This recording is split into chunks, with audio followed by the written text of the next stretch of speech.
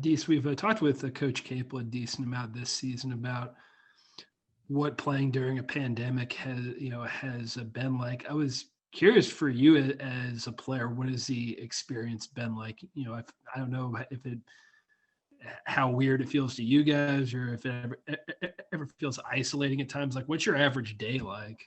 It's kind of complicated, like you said, because like you never know what's going to happen tomorrow, the next day, or whatever. So it's just a matter of fact that you always got to stay ready and be prepared for whatever happens. Because like you said, like we had a game like last Saturday. We didn't play no more till this Saturday. So like you gotta just be prepared because coach says a lot of things. A pandemic, a lot of things can happen without the weeks or days going by.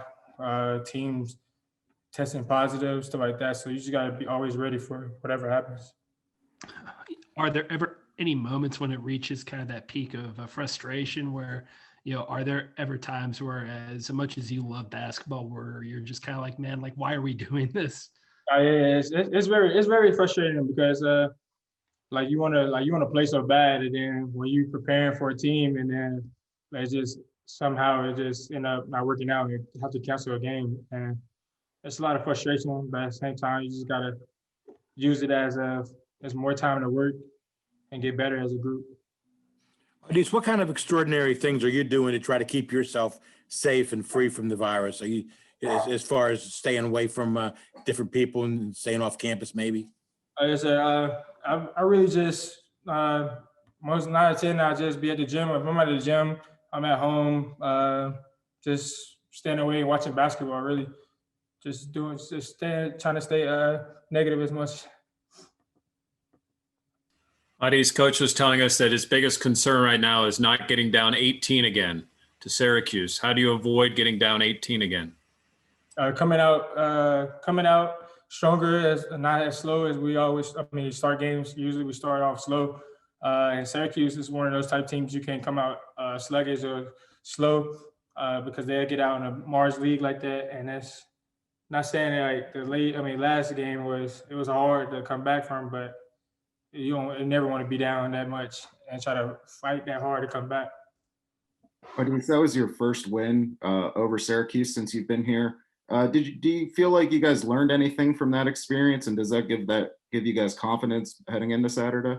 It gave us a lot of confidence because like we always said, like you could beat anybody in this conference as long as you just put your mind to it and do what you got to do on the court. Adis, what are the challenges of preparing to face a team, twice in a row, even though it'll be 10 days between them? How do you kind of keep your mindset from getting maybe a little complacent after the way you guys battled back in that second half? You always gotta stay hungry, hungry for more.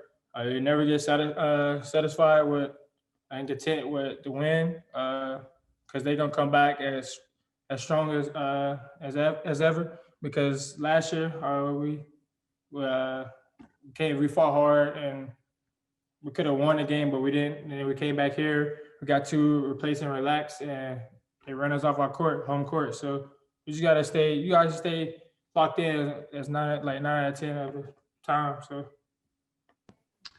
With their zone oddies, they're kind of unlike a lot of teams. I feel like Syracuse is a bit of a unique challenge. They're not like really any other team in the ACC. Given that unique quality to them, is in some ways is it kind of easier to play them back to back, playing them twice in 10 days, just because you're still kind of accustomed to having faced them and have that experience. I want to say that, but I would say more so is just more of a preparation for it. The last game we didn't expect to play them as that early and during the season. Like I said, because of the pandemic. So now it's just more of a time frame we have on our hands. Now we have more just to study them more as well and get a feel for that zone as much as more than we did at first. At this point, I'm sure Xavier is aware of his foul trouble, and I was wondering if you see him fouling less in practice as he tries to, maybe change his game a little bit. Yes, sir. He been playing solid defense lately in practice. He's sliding his feet, doing personnel, just trying to maintain so he can stay on the court as much as possible. So he's doing a very good job of that. Audie, speaking about your relationship with Xavier, just you two as leaders and guys that have been experienced on this team, what's it like being leaders and trying to set the example and show the young freshmen this is their first experience in college basketball and they got this crazy pandemic? You know what it's been like when it wouldn't be during that. How do you guys keep them together and be the leaders that kind of keep the team going forward?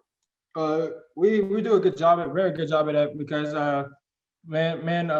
Xavier became me and him and Trey. I mean, not even Trey, not here right now, but we all came in together. So our bond is just different, like any others.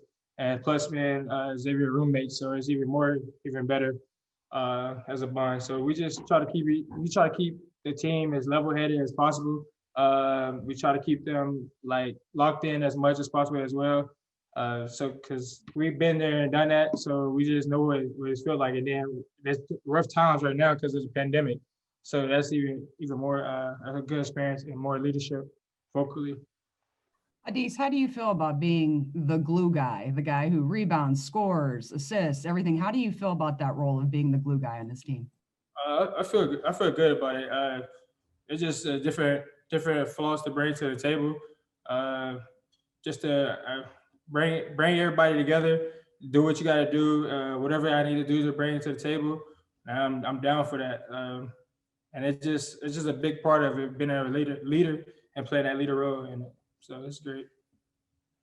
Adis, when you played Syracuse last year, Quentin Gary was far from the guy he's turned into this year. He was more the sixth man, wasn't really a scoring threat. I know he spent most of the last game in foul trouble, but just on film or what you saw, where has he kind of grown the most, and how does him becoming a more complete player, force you guys to adjust defensively?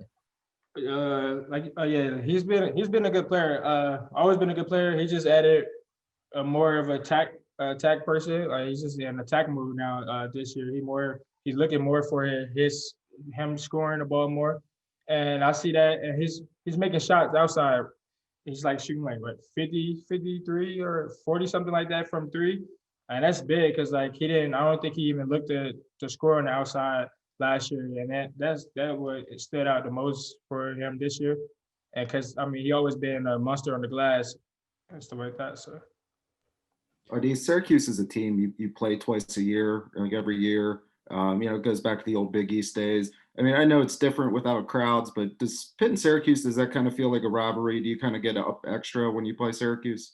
Yeah, it's like a chip on your shoulder. We play Syracuse because, like you said, this has been the biggest rivalry in the Big East days, and now since Pitt and the ACC and ain't the ACC, it's more of a hype feeling. Like, even though we don't have fans there, but you still feel that type of rivalry, and when you step on the court.